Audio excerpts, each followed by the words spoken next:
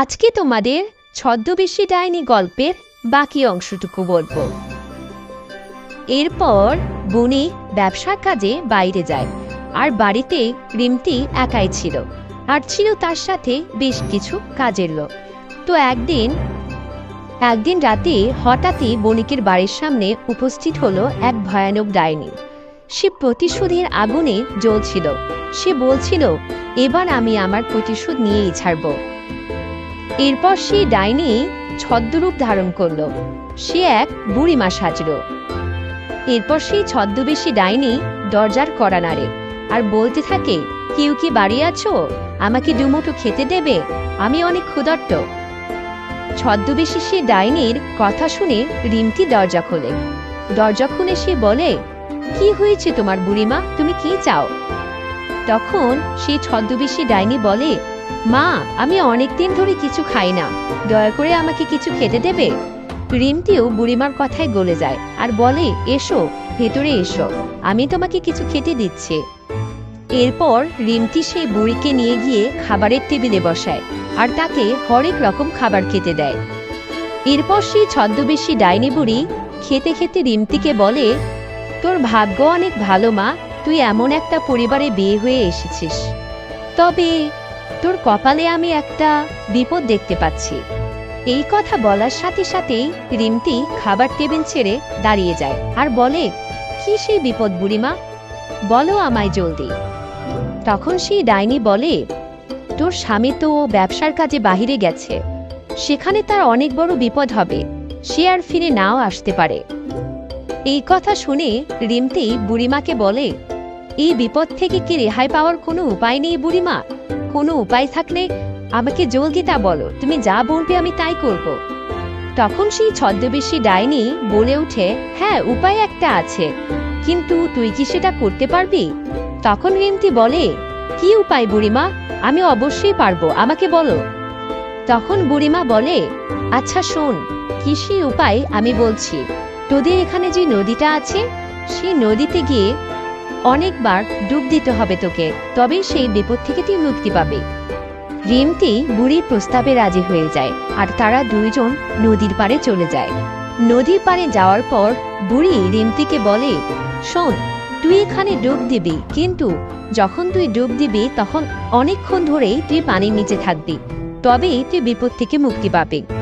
রিমতি বুড়ির কথায় রাজি হয় আর সে ডুব দেওয়ার জন্য প্রস্তুতি নেয়।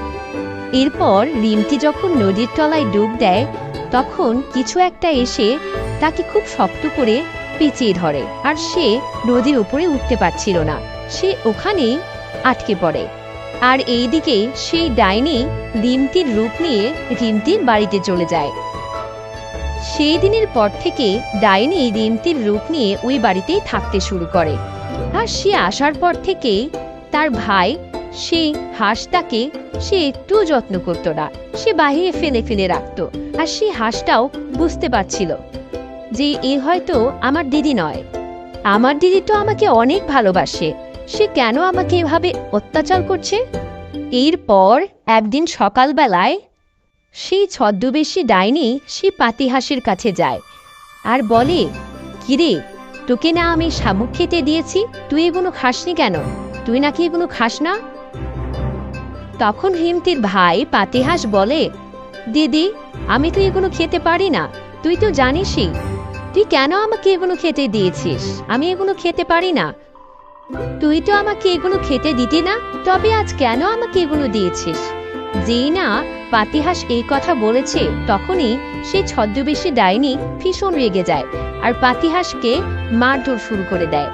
তখন সেই ছদ্মবেশী ডাইনিটা বলে, তোকে আর এই বাড়িতে রাখা যাবে না, তুই একটা ঝামেলা মাত্র। এরপর সেই পাতিহাঁসটা কাঁদতে কাঁদতে বলে, এ আমার দিদি হতেই পারে না, আমার দিদি কেন আমাকে এভাবে মারবে? আমাকে কেন এত কষ্ট দেবে? এ আমার দিদি হতেই পারে না, এ নিশ্চয়ই এক ছদ্মবেশী ডাইনি। যখনই পাতিহাঁস এ কথা বলছিল, তখন পাশ থেকে ডাইনি শুনে ফেলে। এরপর বণিক যখন বাড়িতে এলো, তখন সেই ছদ্মবেশী ডাইনি বণিককে বলল, এই পাতিহাঁসকে আর রাখা যাবে না, একে আমি মেরে ফেলবো, না হলে বাড়ি থেকে বের করে দেব। তখন বণিক রিমতির এমন কথা শুনে বলে, কেন? ও তো তোমার ভাই হয়, তবে কেন আজ তুমি ওকে ফেলে দিতে চাইছো? তখন রিমতি বলে, না, ওইসব ভাইটাই কেউ নয় আমার তো কোনো ভাইই নেই। আমি ওকে এমনিতে ভাই বানিয়েছিলাম, আমার কোনো ভাই নেই তো তাই। বণিক ও রিমতির এই মন ভোলানো কথায় বিশ্বাস করে। পরদিন সকালে বণিক যখন খেতে বসেছিল তখন সে দেখতে পেল তার খাবার অনেকটা কম। আর এই সুযোগে ডাইনি বলে উঠল, তোমার খাবার তো সে পাতিহাঁস খেয়ে ফেলেছে। আমি বলেছি না, ও অনেক শয়তান, ওকে বাড়ি থেকে তাড়িয়ে দাও, ওকে আর বাড়িতে রেখো না। বণিকও তখন বলে, হ্যাঁ ঠিক আছে, তবে কালকেই ওকে তাড়িয়ে দেব আমি। তারপর সেই দিন রাতের বেলায় সেই ছদ্মবেশী ডাইনি সেই পাতিহাঁসের কাছে যায় আর তার আসল রূপে ফিরে আসে, অর্থাৎ সে যে ডাইনি সেই রূপে ফিরে আসে। সে পাতিহাঁসকে দেখিয়ে বলে, তুই আমাকে ধরে ফেলেছিস যে আমি ডাইনি, এই জন্য তোকে এই বাড়িতে রাখা যাবে না, কালকেই তোকে এই বাড়ি থেকে বের করে দেব। তখন পাতিহাঁস বলে, আমি আগেই বুঝতে পেরেছিলাম তুমি আমার দিদি হতেই পারো না, কারণ আমার দিদি আমাকে অনেক বেশি ভালোবাসে। তুমি কেন এমন করছো আমার সাথে? কেন আমার সাথে এরকম করছো? আমি কি ক্ষতি করেছি তোমার? আর আমার দিদি কোথায়? তুমি তাকে কোথায় রেখেছো?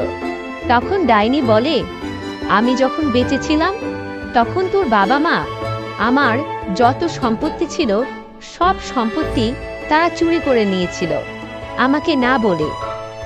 এরপর আমাকে না খেয়ে মরতে হয়েছে, আর আজ আমি ডাইনি হয়ে গেছি।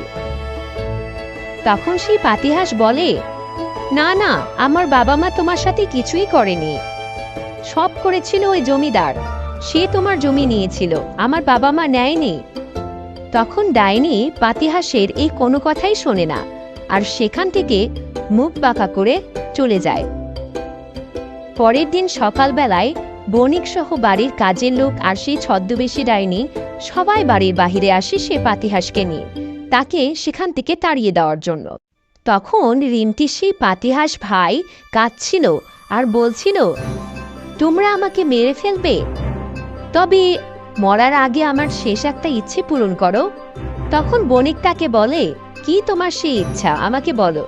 তখন পাতিহাঁস বলে, আমি মরার আগে একবার নদীতে গিয়ে গোসল করতে চাই, আমাকে যেতে দেবে?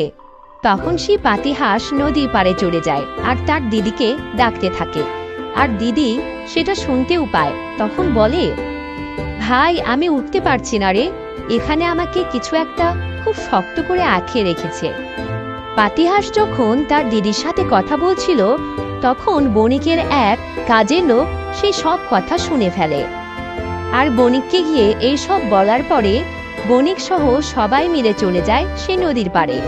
নদীর পাড়ে গিয়ে বণিক এক জেলে দ্বারা নদীকে জাল ফেলে। জাল ফেলার সাথে সাথে উঠে আসে রিমতি, আর তখন বণিক বুঝতে পারে যে তার সাথে যে রয়েছে সে একটা ডাইনি।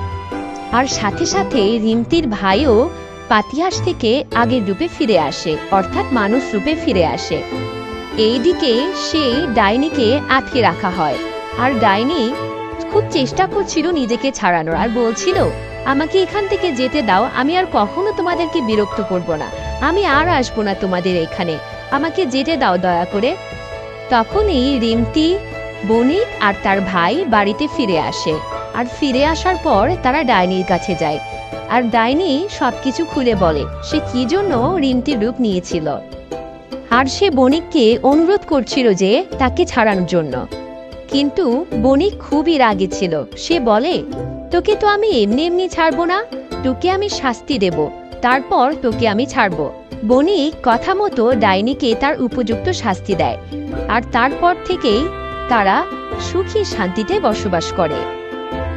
তাদের জীবনে আর কোনো দুঃখ ছিল না।